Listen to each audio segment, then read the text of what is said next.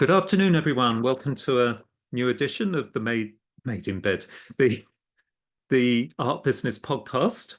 And my guests this week are Made in Bed, team Made in Bed, if you like. That we have a number of editors and sub-editors, if you like, co-editors with us today. Made in Bed is basically the magazine of Sotheby's Institute of Art, where I'm program director in the master's degree in art business. I think I'm right in saying that all of you present today are actually MA art business, which is interesting because it don't get the impression it is much more diverse than that. But I think obviously MA art business, maybe there's more of them, so maybe it's easier to find people who have availability this time of year. I just want to remind the listeners that our students, these are current students working on a magazine, so they're really busy with that, but they're also completing their master's dissertations. Some of them have work, etc. So I'd like to thank you all for joining us and giving up your time today. So I'm just going to introduce you one by one. First, I'm just going to also introduce your role on Made in Bed. So first, Nabila Bulbul. Hi, Nabila. Hi, David. Hi, and Nabila is the editor-in-chief. So every year we I think increasingly it's the students who are particularly the outgoing editor-in-chief at the end of the academic year, who is involved in selecting a new editor-in-chief. And then I think that new editor-in-chief sort of finds other current students in the next academic year for the roles of all of the rest of you. So we also have Sandra Nikusev. Hi, Sandra, and Virgil Montianu, and both of them are co-editors of the art market section of the Madeinbed magazine. You're very welcome. Thank you. Thank you for having us. And then we have Grace Jamieson. Welcome, Grace. Hello. Who is reviews editor. We're obviously going to hear more about the work that each of them is doing later on. So you're very welcome, Grace. And last but not least, Celeste Melgar, who is, pardon, I'm just looking at as features, is the features editor. I remember when I was a kid or your age, I could never work out what features editor meant, but I think I know what it is, but you'll tell us more about that later and how it relates to the rest of the thing.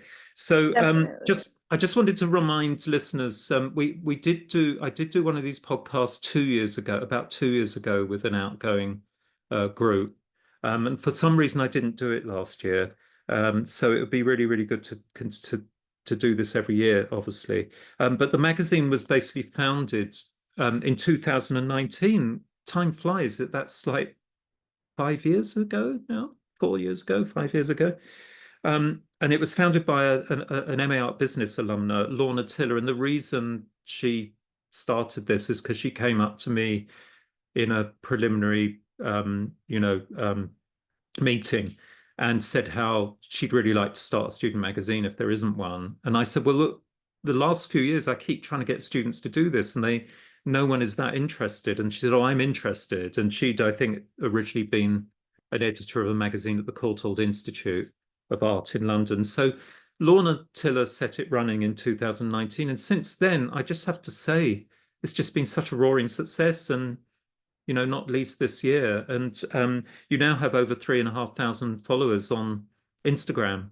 Hopefully a lot of those people actually also then read your individual articles by contributors and yourselves. So it's really, really good. And I just also like to say to people that Jonathan Walson, who's the director of the Institute, and myself, I was about to use the word police this, but that's exactly what we don't do. We meet with the editors every year and just check that everything's okay. And then honestly, it's all student work after that. So that's which is incredibly successful, because I know some other institutions, they have to keep pushing to get the new edition out. The staff have to do that. So that's a sign of the success of the magazine and the students who run it. So I'm just going to go through each of you and do my normal desert island desk thing quick, but I'm going to miss out some of the usual questions I'd ask and just cut to the quick and ask each of you to say a few words about how you first, do you remember what are your first memories of a thing called art? And how you kind of got into art, and how you developed that interest in art until you end up doing a master's degree in art business as opposed to the history of art, if you like, or art criticism or art appreciation. And also maybe to say something about a favorite artist or, if possible, an actual work that you take to a desert island if you were only allowed one. So shall I actually let's go in the order that we introduced you. So Nabila, would you like to start? Absolutely. I think maybe this is a bit of a cliche answer, but I've always kind of grown up in and around art. My dad is a poet, so he's a creative, he writes a lot. My mum is a little bit more of the practical sort, but my brother and I, we grew up kind of going to all the big, I grew up in London, so we grew up around all of the major institutions. And mum always jokes that our babysitters were the National Gallery or the Science Museum or any of the big institutions. We spent a lot of time in those institutions, so that was kind of my first interaction with art. But actually, I don't think I ever really considered a career in art, or I didn't consider it as something to pursue in the academic sense either. I did my undergrad at UCL and I studied English literature. But actually, whilst doing that course, doing English literature, I realized that course was really quite encompassing. And of course, it was a literature degree, but a lot of the modules focused on cinema and visual culture and visual film. And my dissertation for my undergrad ended up being actually a focus on postmodernist literature and art, visual art. So that was kind of my first academic um, insight into the art world, and that's kind of what made me start this trajectory into following through to this master program on art business. I never really considered it to be a career until I started this program, and it's been a great journey into this. As for one piece of art that I would take to Desert Island, that's very tough. That's really difficult. Maybe a bit of a cliche answer, but I really enjoyed Monet's Water Lilies. I saw it for the first time when I was, I think, 6 years old, in that in Paris. It I think it just stays with me still to this day. It's one of those kind of core memories that stays with you. So I think Water Lilies would be the one I would take with me to a desert island. And of course, Nymphaeus or Water Lilies by Monet, it's a late work. It's very, very interesting, isn't it, as well, because people talk about his apparent impending blindness, and maybe that's why the things become very, very abstract as well. So it's right. Yeah, I agree with you. It's right on the cusp of that move into abstraction, perhaps, arguably.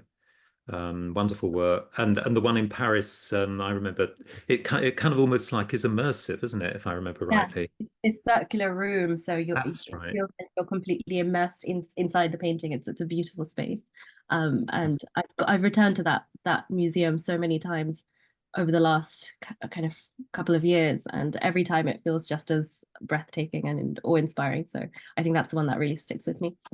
Yeah, good choice. So over to you, Sandra. How did you get into art? Yeah, so for me it was quite straightforward.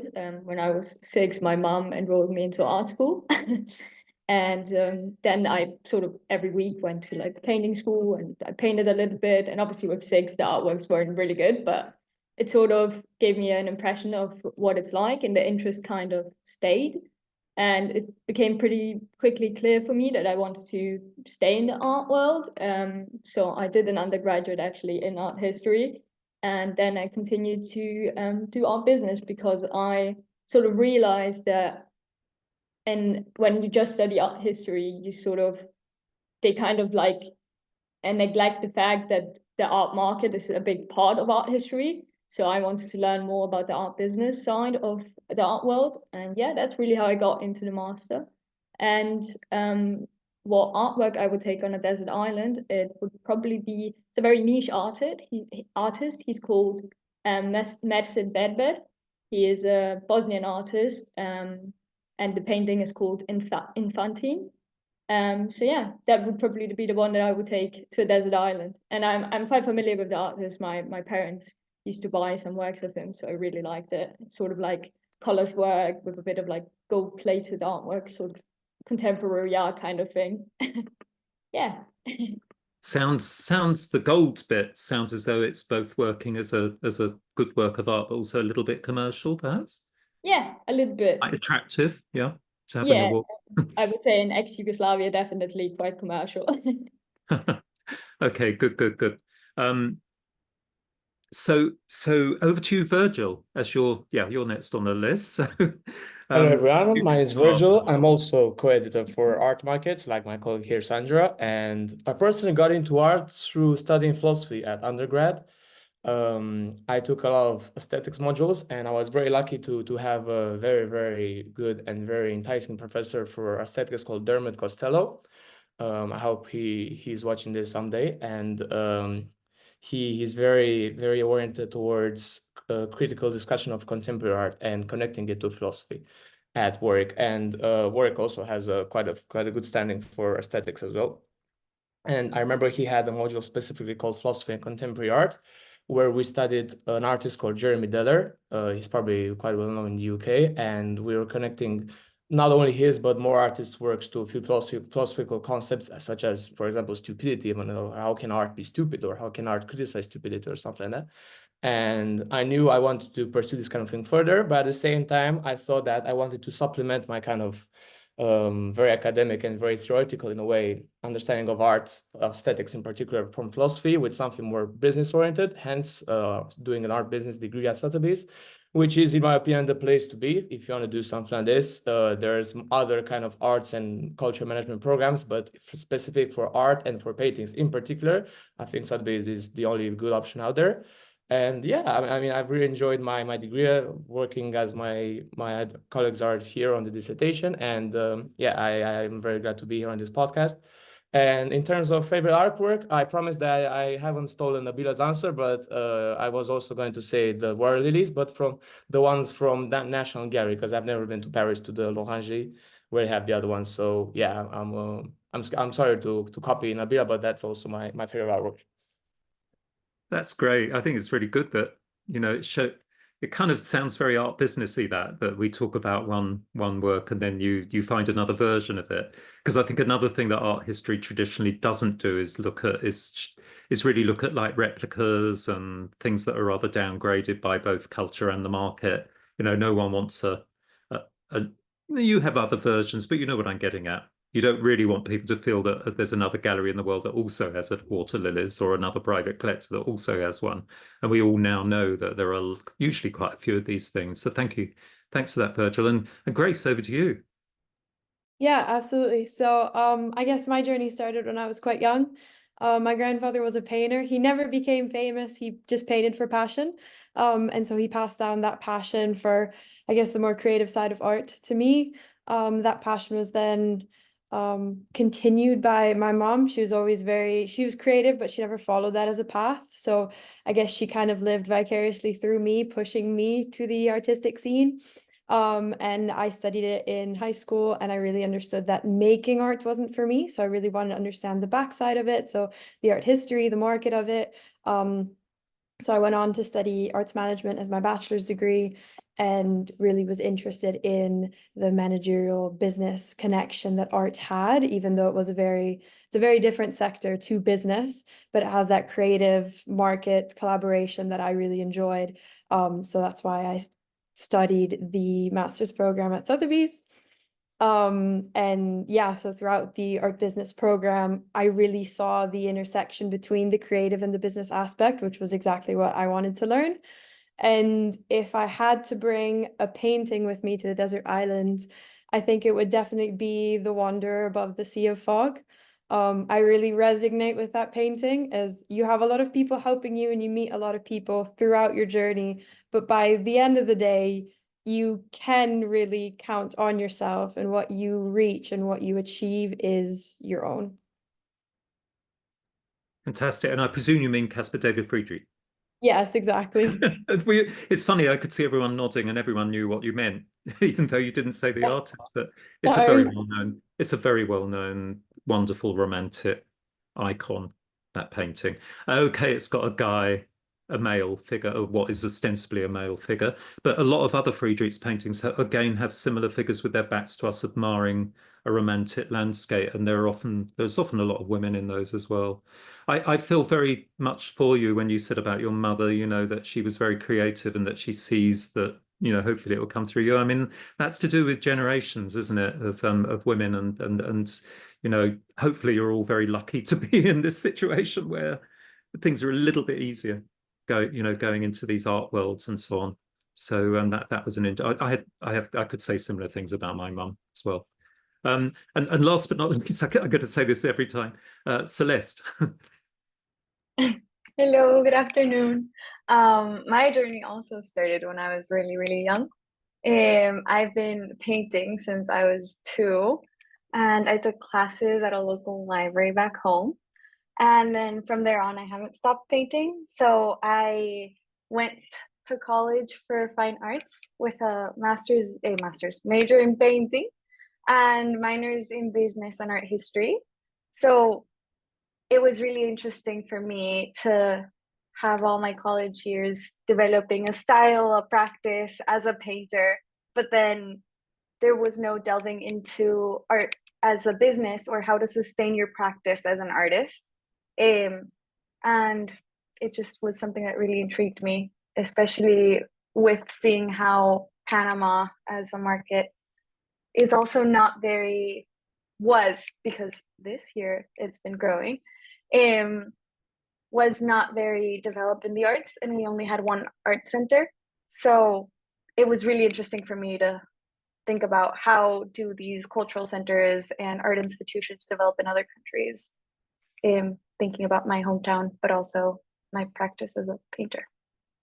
And if I had to take one art piece to an island, it would be El Beta Señora Niña by Patricia Iglesias Peco. And she's an Argentinian artist, and I think I would take it to the desert island because she is fantastic with letting the oil paint do what the paint needs to do. So I think for me, she's an artist that works with the medium and the medium works with her. And I think I could look at it forever. And the greens are just so lively. Yeah. Thank you for that's so interesting. And what I will do actually is if I could ask each of you to just email me what can you do? Maybe a link to those images you've chosen. I haven't done that before. Actually, it's probably quite a good idea for listeners to be able to sort of check in on those artists, particularly the ones that they're less familiar with. But if you could all send me that, it'd be great to put on a link as well. So thank you very much for those introductions. And I think you'll agree that if you think of your fellow MA Art Business students, that when you talk to them about how they got into art, there's such a diversity of backgrounds for people. Some are lucky enough, if you like, to have grown up with parents who are art collectors or sometimes artists. Others are very interesting as well if they've not grown up with any art around them. I'd probably count myself like that. And it's then interesting the ways you begin to sort of move into those areas, if you like. But everybody has a different story to tell. So thank you very much for that diverse group of stories. And so coming back to Nabila, maybe you could talk something about, we're talking about art journalism, I guess, from now on. So as reviews editor of Madeinbed magazine, or perhaps I better just explain that to listeners. The title Madeinbed was founded by Lorna and her fellow students in 2019 with the magazine, and it was a really clever pun on the fact that the Sotheby's Institute of Art in London is actually based in Bedford Square. So Madeinbed, it's all one word, was a really funny and catching title, I think. So just thought I'd better explain that. But Nabila, maybe you could say something about how you became reviews editor and the process of picking up the baton from the previous editors or editor, and then maybe some of the highlights of this last year. Absolutely. I think you meant editor-in-chief. Yes. I am the 5th editor-in-chief of the magazine. I took over from previous years. To be honest, it wasn't a particularly exciting process. I met last year's editor-in-chief, Ilaria, at an open day, actually. I was supposed to do the MA course her year. Probably quite lucky that I didn't, so I've ended up in this editor-in-chief role. Yeah, just due to some circumstances, I ended up doing it the year after. But I kept in contact with Ilaria. Just from that open day, we exchanged social medias and we kept in touch. And when I joined, she reached out to me and she was like, "Are you still interested in doing Madeinbed?" I think she remembered that I kind of came from a literature background, kind of a more literary background. So she reached out to me and she asked me if it was something I was interested in doing, and I was definitely interested in joining the magazine. I didn't really expect to come in as editor-in-chief and kind of run the whole thing. I was hoping to just kind of be an editor, maybe actually, funnily enough, reviews editor. But when I was offered, she said, "I think you'd be great as editor-in-chief." So it went through the process of, sending a writing sample and doing a kind of informal interview with Ilaria, who was last year's editor-in-chief, and Rhiannon, who was the editor-in-chief of the year before that.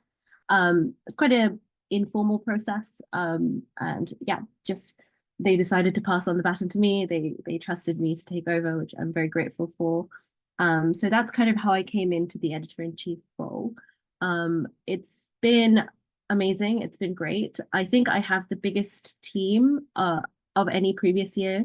So there's 17 of us. So it's a very large team now, which was definitely interesting to navigate, but it's been great. It's been incredible. And I think my approach to being editor-in-chief has been hopefully not too prescriptive. I think I like to let everyone write about what they're interested in and what they're passionate about. And I think the magazine works best when everyone writes about what they have interest in, rather than me coming in and saying, "Actually, I want you to write about this." I don't think those articles are particularly genuine. I think really strong writing comes through when people are writing about things that they have a genuine interest and passion in. So I think I have been probably not too prescriptive as an editor-in-chief. Really just letting all of my amazing editors write about what they're interested in and what niche area of the market and business that they're interested in. So that's kind of been my approach to editor-in-chief this year.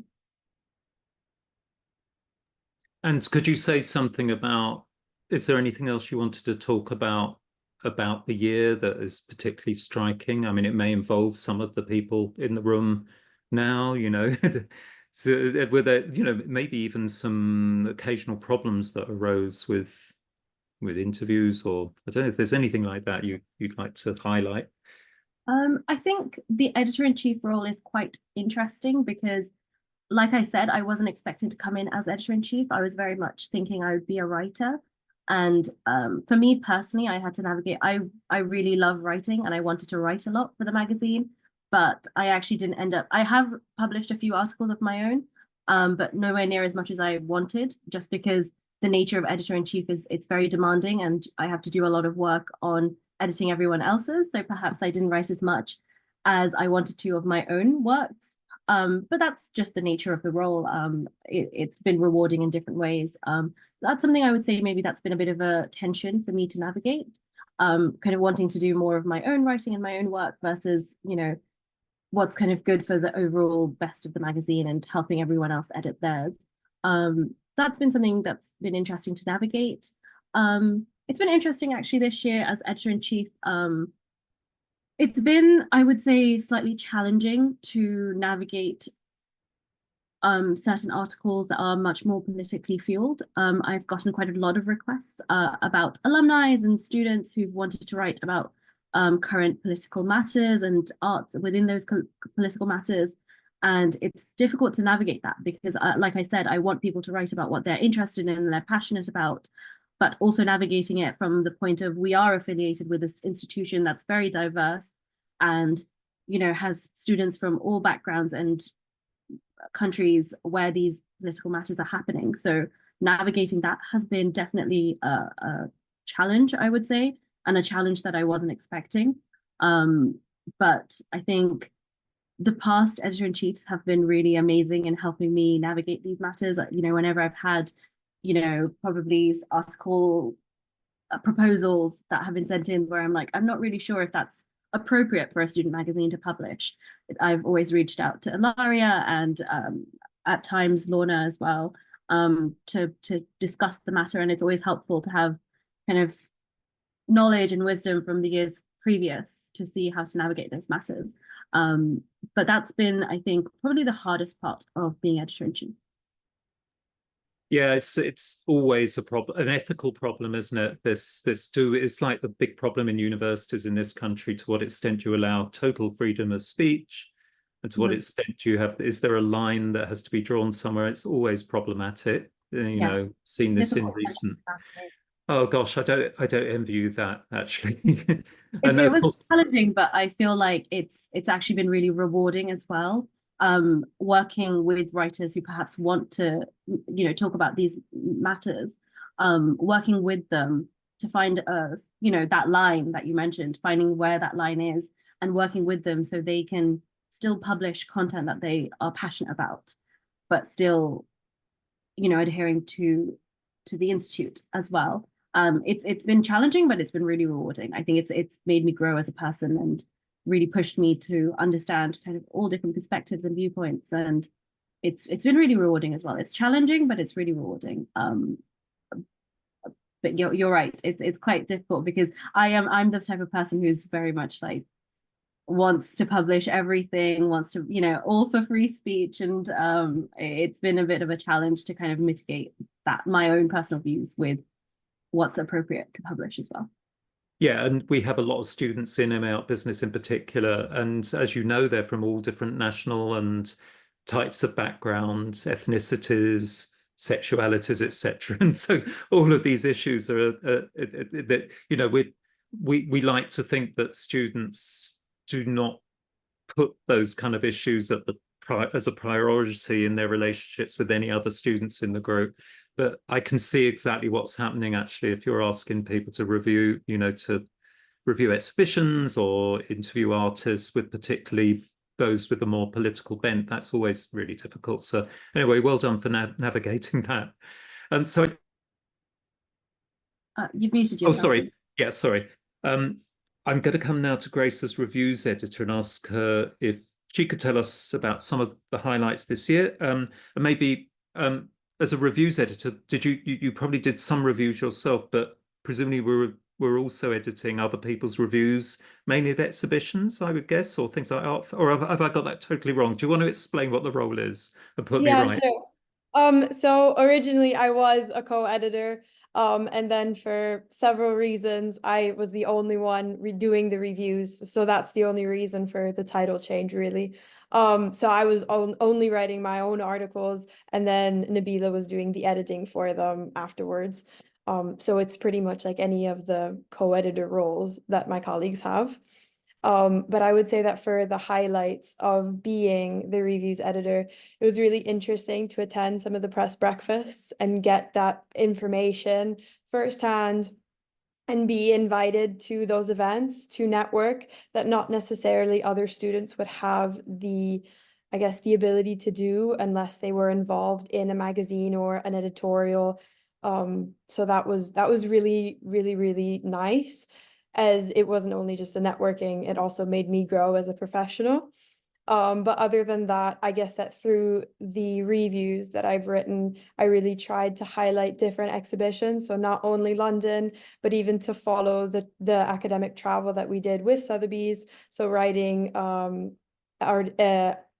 articles, for in Venice, in my hometown, in Lugano, Switzerland. So trying to really highlight the diversity of all of the different exhibitions that are going on and trying to find a connection between them. So I've noticed that whilst I was writing some of my articles, there were interconnections between them.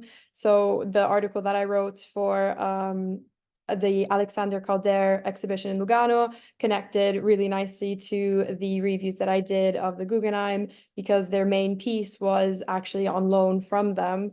So you really understand all the networks within the art world, and it's not just one separate exhibition, but at the end of the day, they're all interconnected. Yeah, no, that's so you're beginning to see the art world and your situation going to these press release breakfasts and all this sort of exciting art world stuff. Um, but it's hard work, as you know, because you have to take notes all the time as well as, and hopefully network at the same time. But no, I think the more I've been involved in, if you like, the art world, the more interconnections you see all the time. And so coming, Virgil was talking about Jeremy Deller, and he was the British representative in the British Pavilion in the Venice Biennale a few years back, which we took the students to. And it's typical of Jeremy Deller. He has this amazing sense of humor. He had this bouncy Stonehenge that toured the United Kingdom. Like I think it was a full-size copy of Stonehenge that you bounced up and down on. And I remember in the Biennale, you had a cup of tea halfway round, but it was like in a mug, and it was all about work. It was very much coming from, I would say, from a working class British viewpoint, if you like. But sorry, we've got away from the main theme there. But I guess I'm trying to say that you see a Jeremy Deller work in this country, and then you see him in a more serious context, if you like, in the Biennale, and just those. It's multifaceted, isn't it? And then you, as art business students, have the pleasure of seeing these people in commercial gallery exhibitions, in art fair stands, in the Biennale maybe sometimes, and auctions, primary and secondary markets, etc. So yeah, no, I can imagine that's both challenging but also very rewarding. So we'll come back to these things later on, and then I have Sandra and Virgil. You're co-editors of this art market section. So I wanted to ask you what a lot of listeners might find an arts magazine. I was about to say they might find it rather unusual to have an art market section, but increasingly, of course, this is growing, and more magazines do have an art market section. The Financial Times Weekend, of course, always has done.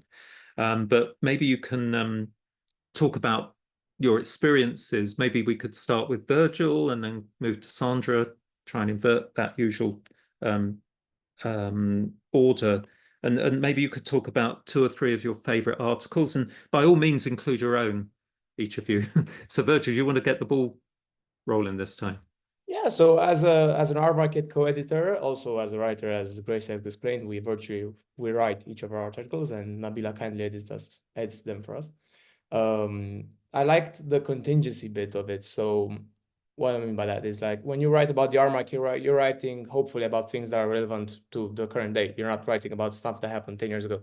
And it's very interesting to kind of put your own view out there about things that are happening at the moment without knowing exactly where they're gonna go. So like you said, in order to highlight a few things like that, I really enjoy writing about the Venice Biennale back in April and May. I connected in the respective article. I connected kind of how many artists in the current Venice Biennale are from indigenous backgrounds, and also from women background, and they're very popular kind of due to the Venice Biennale and them being exposed by the Biennale. And while I was writing that article, I was also doing the work placement through Sotheby's Institute at an advisory in London. And it was very, very interesting to connect with the people that were working there, that were also running the advisory, and to get their viewpoints as to how the Biennale can work to support those artists and to make them popular on the art market.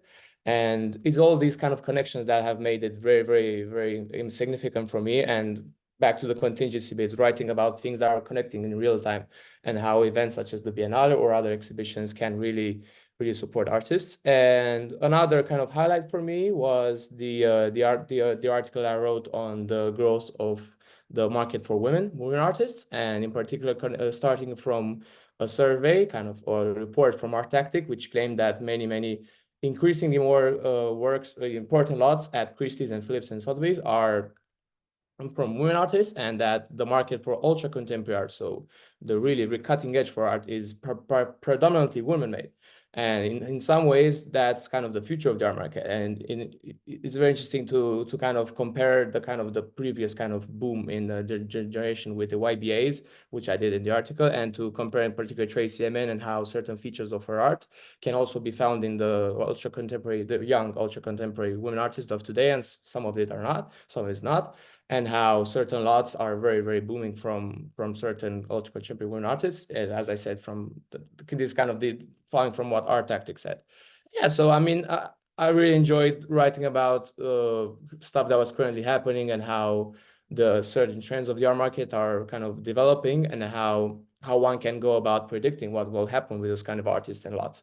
So is this kind of a constant thing? Is this something that we'll never hear about in 5 years? Who knows? So yeah, that's kind of the highlight for me. So the whole contingency bit of it and connecting it to other things that we did on the course. Thank you, Virgil. And Sandra, do you want to? What I was going to ask both of you, if you like, is so did you just write your own articles, or did you find there were volunteers, you know, who gave you articles as well? Sandra.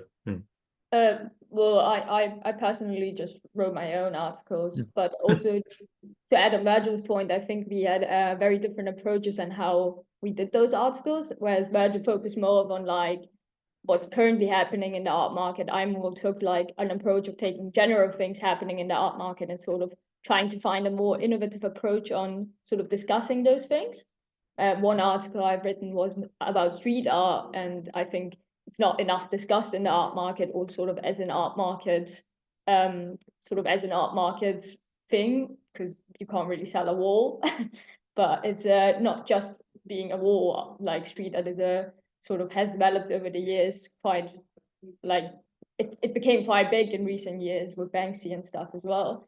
And actually my inspiration for that was when we went in Amsterdam to the street art museum with you. So things like that. But I also enjoyed really reading other sort of articles, not just about the art market. For example, Grace's article about Alexander Calder I found really interesting, and sort of the review section itself, because it sort of gives a bit of more of an insight into like a person's thinking about an exhibition, whereas I think other articles are more objective. So I really liked reading those. Yeah. So am I right in saying it sounds as though, you know, because I think for the listeners, an editor would be someone who doesn't necessarily write the articles themselves. They receive articles by other people, but did you just not have other people who were willing to submit, or do you define being an editor in a different way? Perhaps I can explain a little bit more about how the Madeinbed editing and editorial process works. Yes, it's slightly different to perhaps. Oh.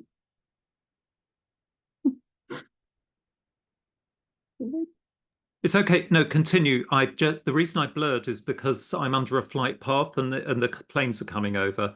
So okay. just carry on talking. I'm just closing a window. I thought you just left the call.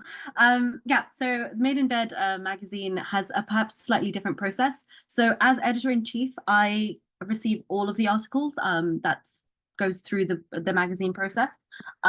So all of the editors and co-editors, they have their designated section. They are free to write for other sections as well, but they write their own articles.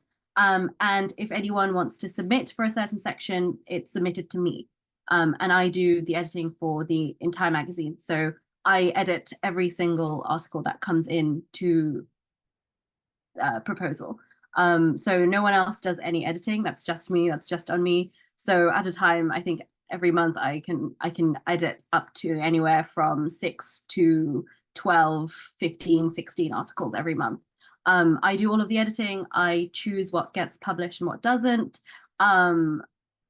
And everyone else who is on the magazine as an editor or co-editor, they submit for their sections. They are free to submit for other sections. We also get amazingly contributions from alumni. A lot of, we have a huge alumni network, and they are always very willing to contribute to Madeinbed. So I get alumni contributions as well. And I work with the alumni too to edit those. So basically I do all of the editing and I take on all of the submissions and proposals. Everyone else is just free to write what they want. I get it now. I understand. So there were some other people writing about the art market, but that didn't necessarily involve. I think 50% of our articles are actually contributions. So there are 17 of us on the editorial team, and everyone has an allocated amount of articles that I recommend that they produce. And then a lot of the other articles that come in, they're from alumni as well. So yeah, it's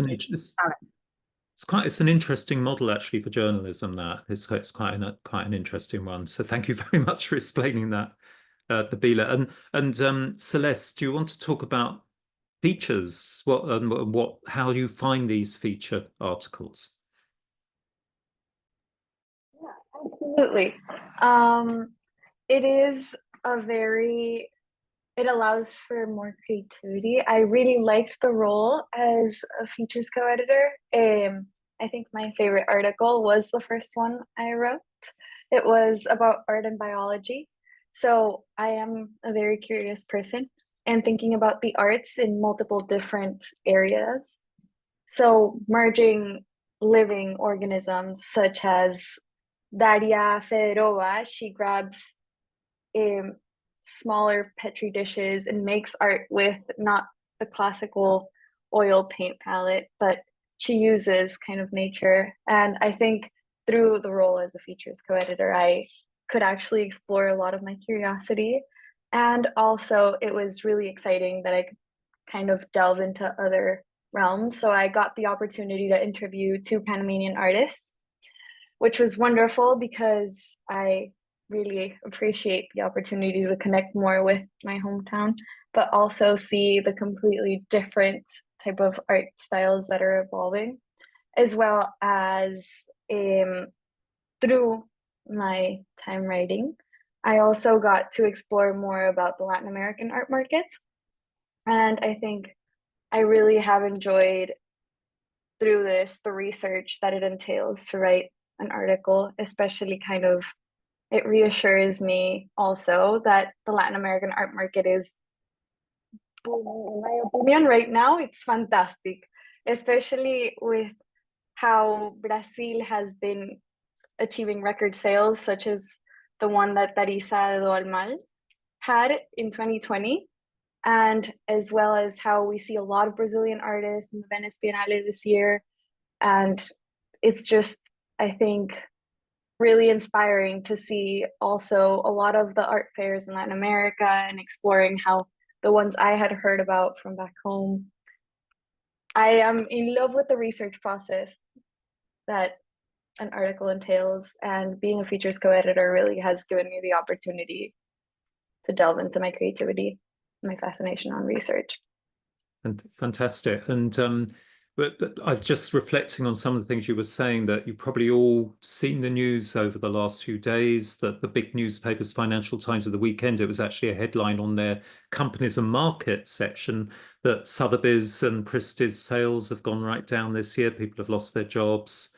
And that kind of mushrooms into this notion for the public. And there was something, I think, in the art newspaper today as well, that it's gloomy in the art market at the moment. And I think what you've just said, Celeste, shows that people are only ever really thinking about the duopoly of Sotheby's and Christie's, i.e., generally speaking, the high end of the market. And we hear from quite a lot of other commentators whose voices unfortunately aren't heard in the media as much, that actually, some of those markets that are like Latin America, within Latin America in particular, are doing really, really well.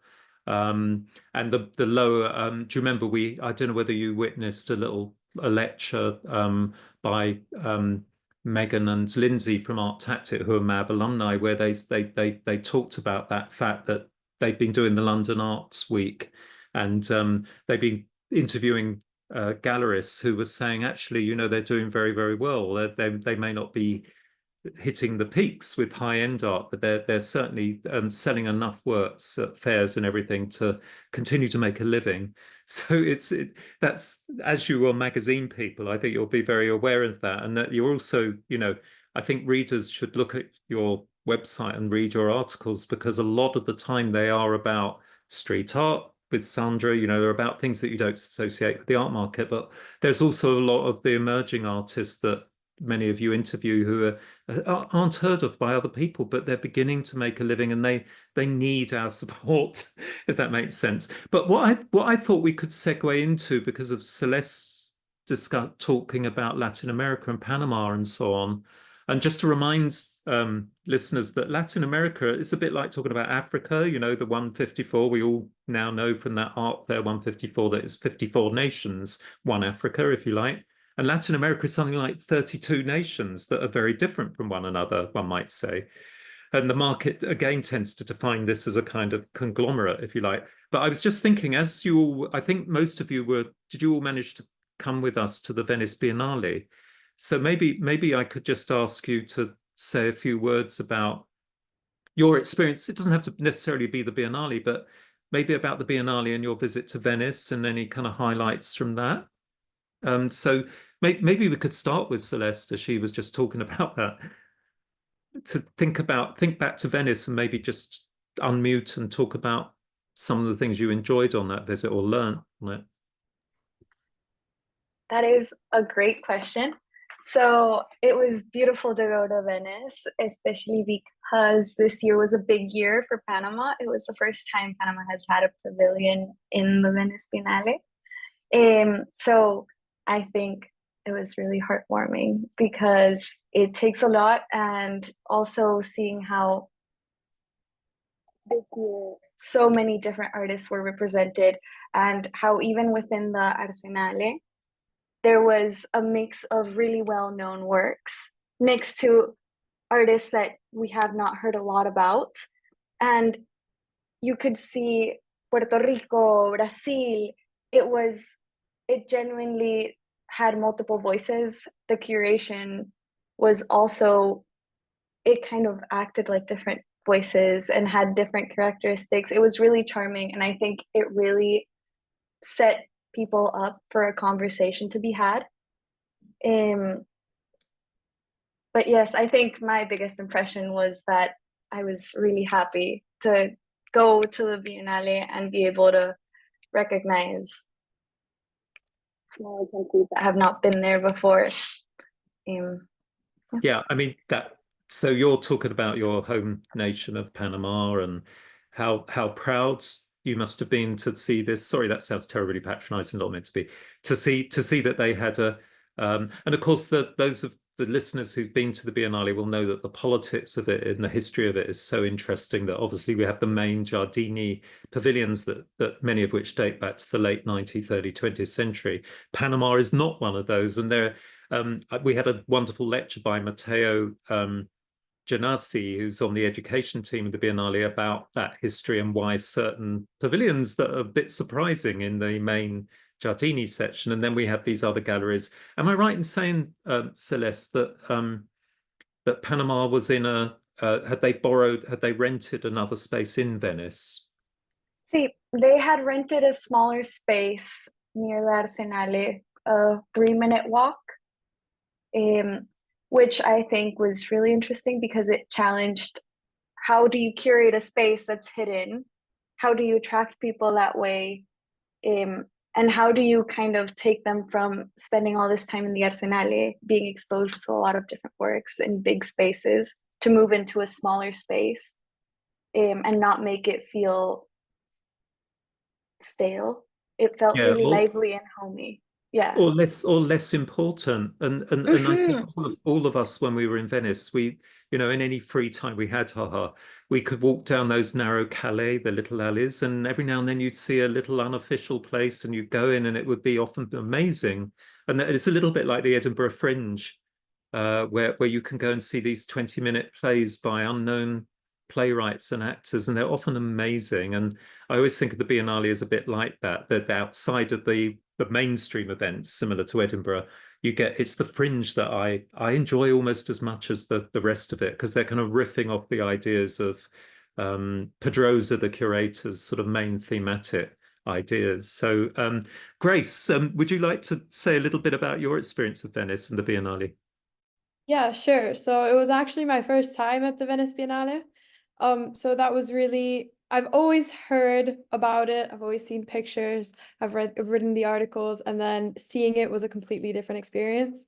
I liked the duality between Venice being a very old and a very traditional city with very traditional art, very connected to its heritage and its history, and then had all this, I guess what would look like new art, the contemporary flair of the Venice Biennale. So it was more of what's going on now rather than the history, but it was also very well connected. And I really enjoyed the duality between the city and the Biennale. So the life that the Biennale brought to the city and vice versa. But out of preference, I think I preferred walking through and experiencing the Arsenale rather than the Giardini, because I don't want to say compare, because that's not necessarily what I was doing, but I could see the different artists and their different characteristics and what they were trying to communicate closer to each other, and really try to bind them and create a story between them, rather than the Giardini. I thought was very detached, but that also had, I guess, its benefits, because you could really see what the different countries were trying to communicate. Yeah, no, that's right. And you had those themes in the Arsenale rooms, which sometimes weren't obvious. And I always made a point of asking the very good volunteer art student guides in the rooms who would point out things like, oh, that there's themes in this room about mother and daughter, and the mother passing on her traditional ceramics crafts to the daughter, and the daughter's a bit more savvy and artist, more an artist of the contemporary world. And I found that father-son, mother-daughter relationship particularly interesting in the Arsenale. So yeah, no, I agreed with you that the Arsenale was particularly brilliant this year, I think. And Sandra, do you want to talk about your highlights of Venice? Yeah, sure. So for me, I preferred the Giardini more than the Arsenale, but for me it was really going through the Biennale with the rest of the classmates, because as mentioned before, everyone was sort of from a different background, so everyone experienced it a bit differently and could say a little bit more about their pavilion, or like the country they're from. I actually remember walking also with Virgil at one point, and then we walked into the Serbian pavilion, and my family's originates from Serbia, and I was telling him a little bit about it, and I sort of really enjoyed sort of using those different backgrounds and sort of experiencing it with other students. And yeah, I think that was definitely different from when I went 2 years ago to the Biennale, because it was a completely different experience just through getting to know what other people think about it. That would be the only point I can add to Celeste and Grace's. No, but it's lovely, and it's something that I experience every year. Obviously, is what is wonderful is when students open up to one another and suddenly start telling stories about their own nation, which the other people in the group might not have ever have experienced, including myself. And there's all these incredible stories to be told about different national backgrounds and cities and their artistic traditions, and I guess that's one of the positives about the program is you've got this big international group of students who, in visits like this in particular, they kind of open up more about well, like Celeste was saying about her pride in visiting the Panama displays and so on. So yeah, no, I get that. And Virgil, what about you? Did you have any highlights from Venice?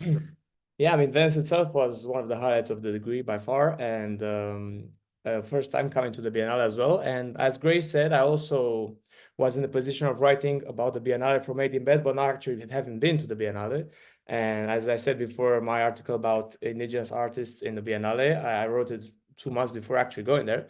And going to the Arsenal and actually seeing the Amy Whitehorse paintings, the very big and beautiful orange paintings, very Roscoe-like, was very, very impressive. And also it's looking at the other things positioned next to it and how was the dialogue between that in the respective room.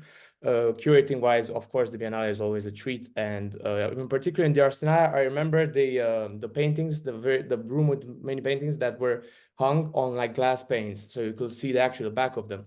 That was very creative, and I think I've never seen something like that before, and I think it's something that's very worth exploring for if people want to organize art exhibitions, not necessarily towards the same theme, but just as an aesthetic kind of choice.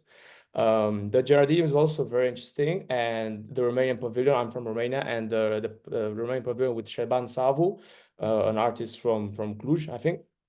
he's very up and coming in the local kind of Romanian market, and the kind of iconography that he exhibited in those works is very Romanian, with the urban and rural landscapes and kind of the dialogues between them. And yeah, and apart from that, one of the highlights of going to Venice was going to Victoria Miro, and the kind of the with you, David, actually, going to one of the few adjacent trips that we could do as part of the trip, where each one of us gets to choose where they want to go, and going to Victoria Miro and seeing for the first time in my life the Apple Vision kind of headset.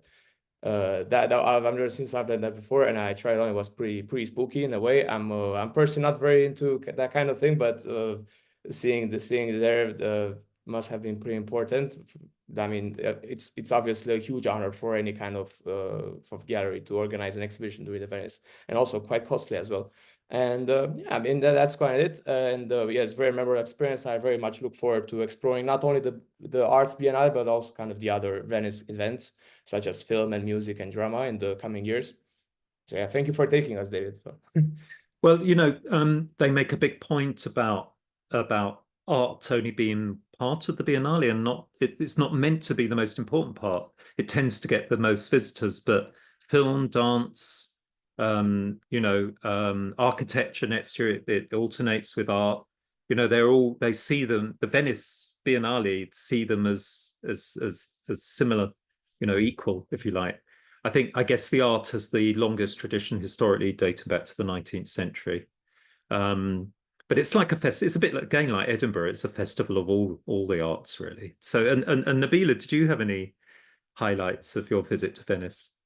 I'm afraid I have to echo what everyone else has said so far. The issue of going last. This was actually my second art biennale, and third if you include I went to the architecture biennale 1 year as well. So it was, I think, an interesting experience coming in, having gone previously. I have to agree with Sandra. I think this was a very different experience to my previous experiences of the biennale, simply for the fact that being with such a diverse group of people, and hearing their stories about their nationalities and cultures and countries really added to the experience of being at the Biennale. So this year was, I think, probably one of the most unique years that I've visited. I actually went to the Panama Pavilion with Celeste, and it was amazing because I got to hear about her experiences and her knowledge of her country, and it was really an incredible experience because you get to learn, and you have the privilege of learning from your colleagues and your friends, and share in their pride of their country. So I really enjoyed that experience. I actually edited Virgil's article on the Indigenous artists, so I was also really looking forward to seeing those artists in real life. And Amy Whitehouse has become like an absolute favorite artist of mine now.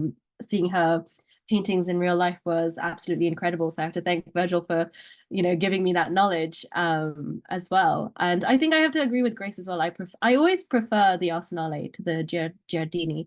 I think I enjoy walking through and almost seeing the curation, seeing how everything converses with each other. Whereas I also feel like the Giardini, the country pavilions, they're interesting and unique in their own way for understanding what each countries are trying to represent with their artists at that time. But I always enjoy the Arsenale for its collective storytelling, I think. So I think I agree with everything everyone has said so far, yeah.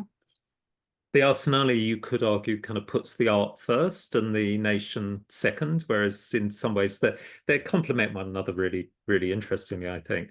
And I was just going to kind of finish maybe. I said at the start that you're all beginning to kind of, you're more than halfway through, hopefully, your dissertations. But I just wondered whether maybe beginning with you, Grace, if each of you could say something about what your dissertation subjects are and how the research is going, what's any kind of surprises that have come up, and just why are you doing this? Why is it going to be valuable for hopefully art world players to read and other students to read in the future? Grace, do you want to start?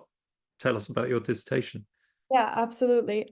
So after exploring, I guess, all the intricacies of the art market, and being born in quite an international family, I really wanted to take the knowledge that I had this year and figure out how that interconnected with where I'm from. So I decided for my dissertation to write about the Swiss art market, specifically in the contemporary art sector, and really understand how Switzerland has developed an art market since it is central to Europe, how the neighboring countries have helped to develop that art market and how it's grown, and success stories that have come out of Switzerland, because they're quite big names like Hauser and Wirth or Art Basel, that even if they're Swiss born or Swiss based, they're known internationally.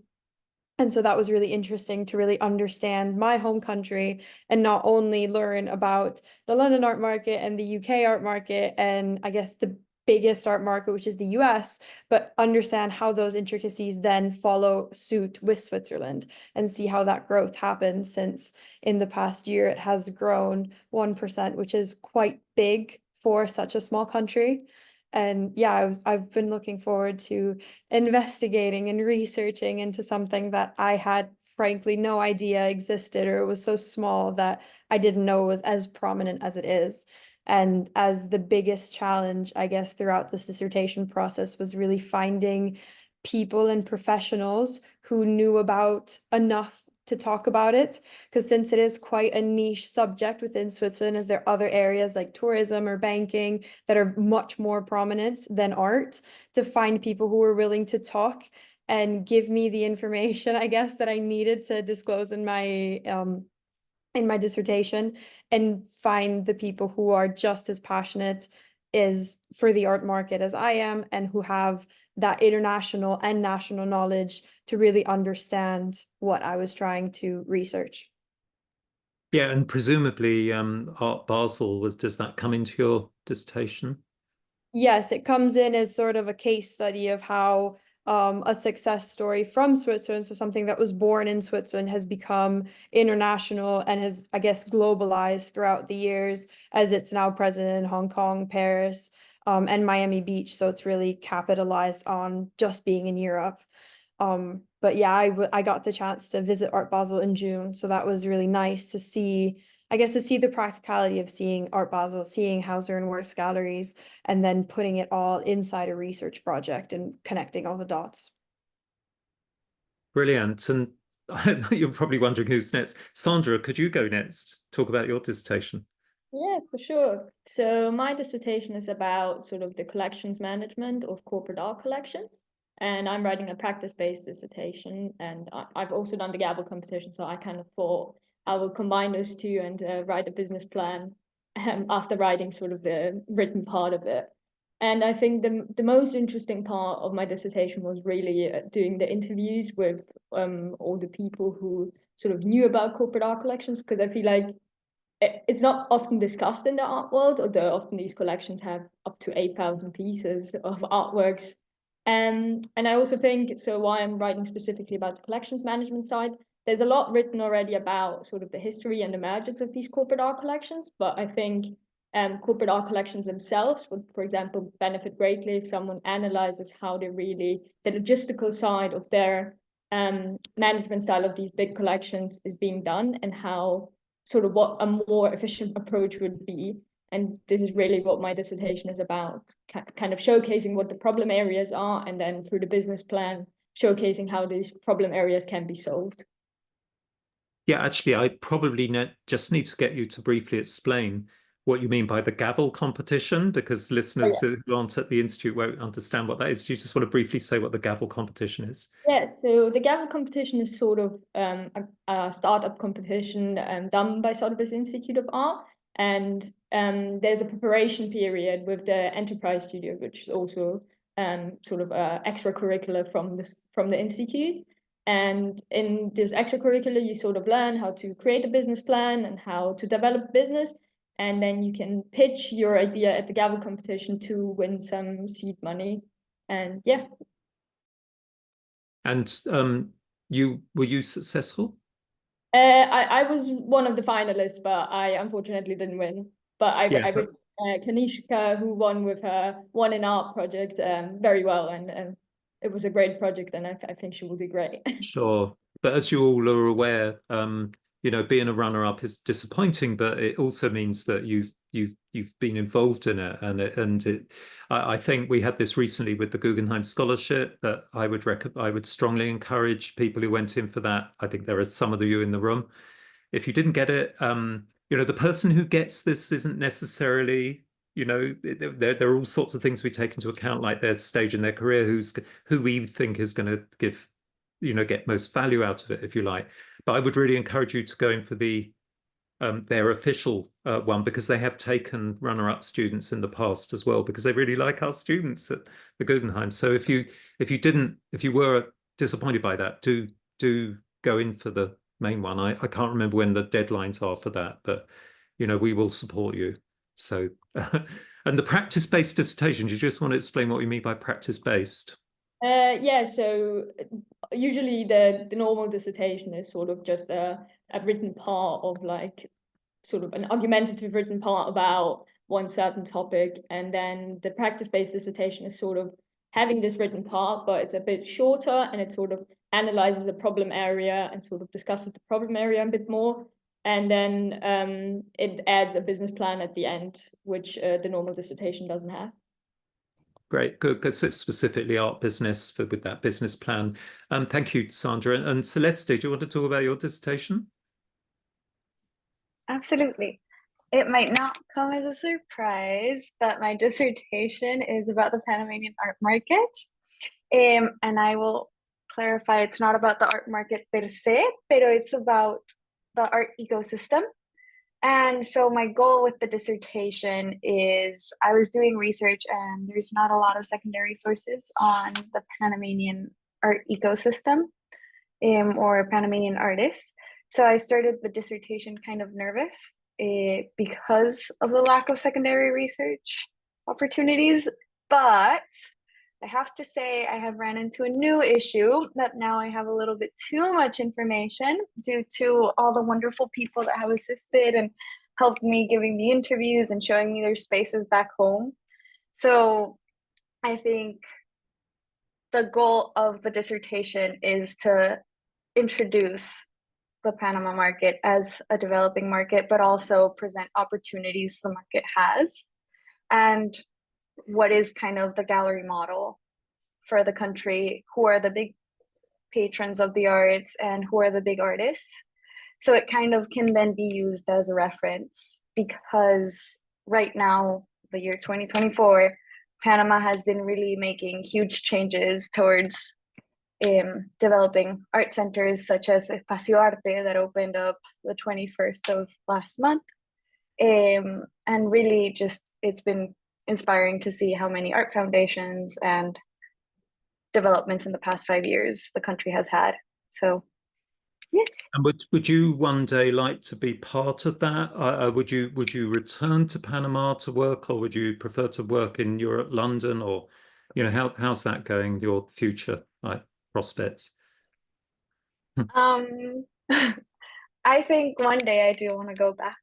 I love it. I love the country. I think the fact that it's a city, it's a beach, it has mountains, it's extremely lively, and I think the art also represents the life that the country has.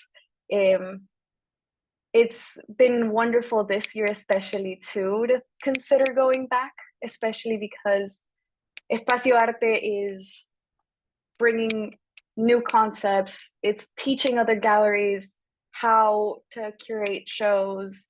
And we also see that galleries from Panama are finally going international. So NG is a gallery that has participated in other fairs, but this year they've participated with the pavilion in the Venice Biennale, and then they're also participating in Art Bowl happening towards the end of September. So yeah, I do think I want to contribute to the conversation back home. That's wonderful. And Virgil, how about your dissertation?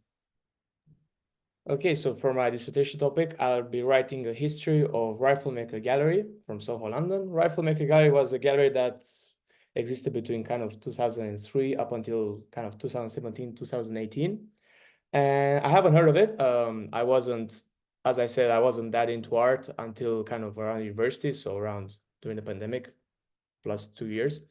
And I didn't heard of it, but I never heard of it. But we had 2 lectures actually at the institute by one of its co-founders, namely Todd Taylor, the other being Virginia Damsa. And here comes this kind of apparently very respected art dealer telling us about a gallery that I never heard about in Soho, ran inside the rifle maker's gun shop. So instantly it's kind of something very unique about it.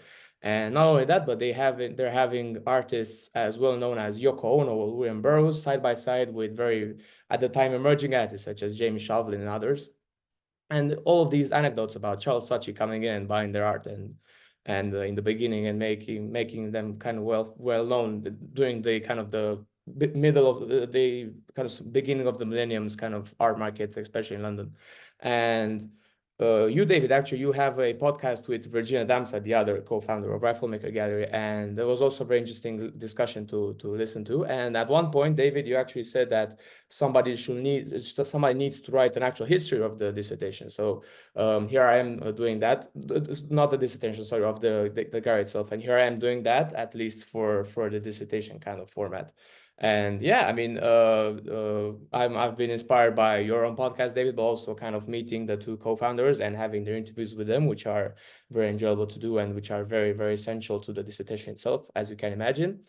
And yeah, I mean, it's interesting as both as a case study of why certain galleries are successful and why certain galleries they find their own kind of means of going forward, and how certain people working in the art world kind of how their career evolves after having a gallery. So, for example, Virginia, which you've also had a podcast with, she works as an independent curator and dealer now, whereas the other founder, Todd Taylor, he works in kind of more diverse arts. So, for example, he does film editing and he's also a musician.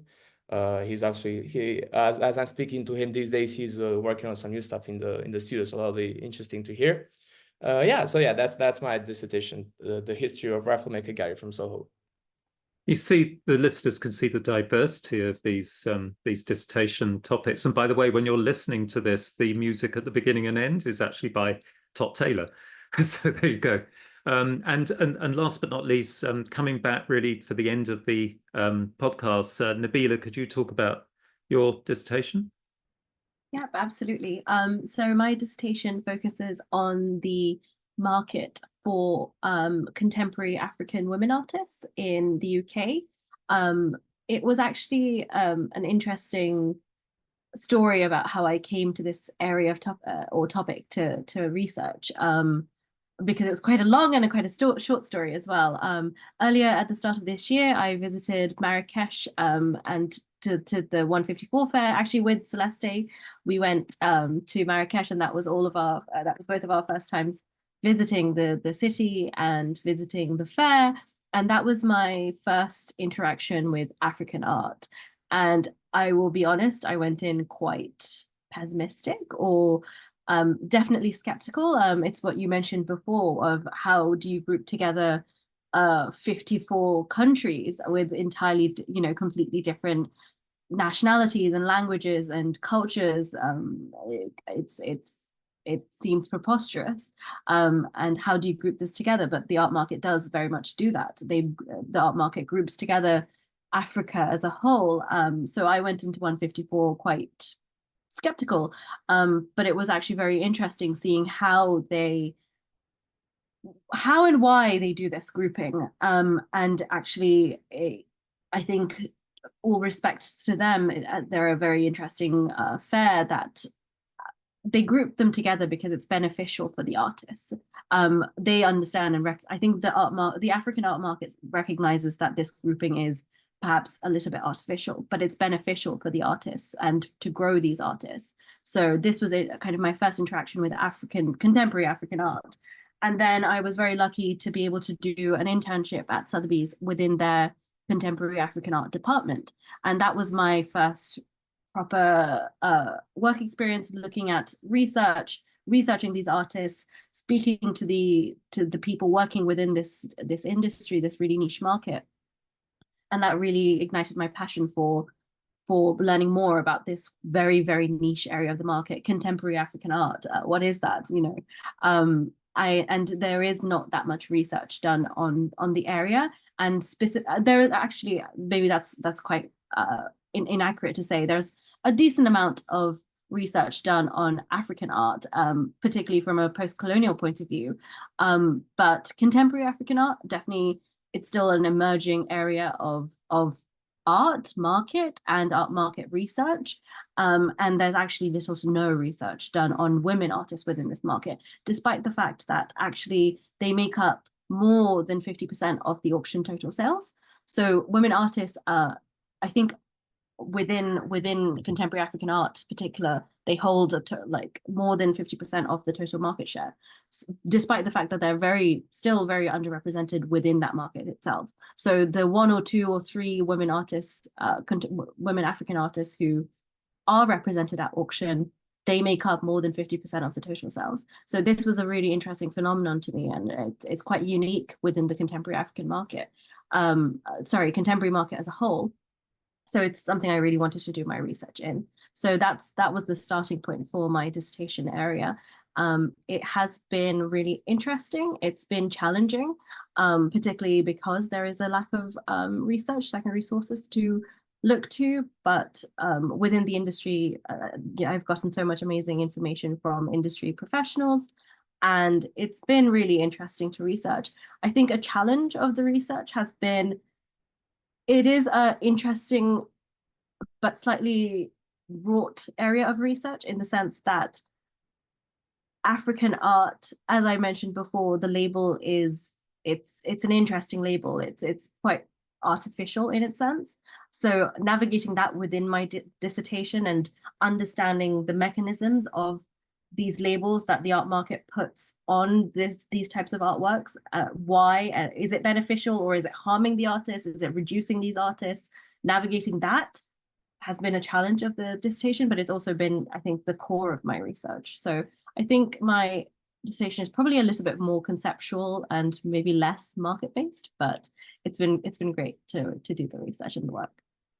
That sounds really valuable, and I think listeners might be quite surprised that the amount of primary research our students are doing, the interviews you've all talked about, and that's because this is an emerging academic discipline, and I'm proud to be talking to 5 of the group of 81, I think, this year, who are contributing to the future of this subject, which is actually not just about making money. People, we teach a lot of ethics and law on the program, as you know, and I think you can hear from all of you to a certain extent that you're very sensitive to these ethical issues that can clash with just making money in the art world, if that kind of makes sense. So on behalf of the listeners, I'd just like to thank you very much, all of you, for your time and for the time you put into the magazine. I'd encourage listeners to take a look at the website. I'll put the link in the details. And also, I was just remembering, you can come in, you can make an appointment if you're not from Sotheby's Institute of Art. You can actually book an appointment with the librarian should you want to come and read any of these dissertations. And these current students' dissertations will hopefully be in the light. I think actually they're now electronic, aren't they? So I think that there will be ways, unless you put an embargo on the publication for a couple of years, which some students do if they're involved with commercial aspects. But these are available. So if any listeners are interested in, reading any of these current students' dissertations in the future, you can do that. So anyway, thank you very much, all of you, and enjoy the rest of your writing process. Thank you so much, David, for the opportunity to be on this. Thank you very much for having us. Thank you.